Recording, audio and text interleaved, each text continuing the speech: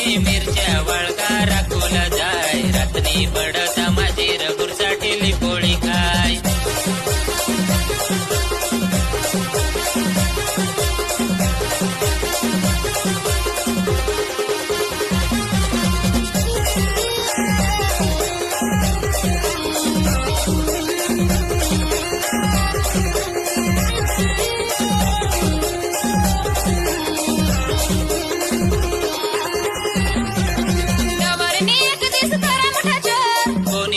दुसरा डोशी हा बोळ एक दिस करा मोठा चोर कोणी नाही दुसरा डोशी हा बोळ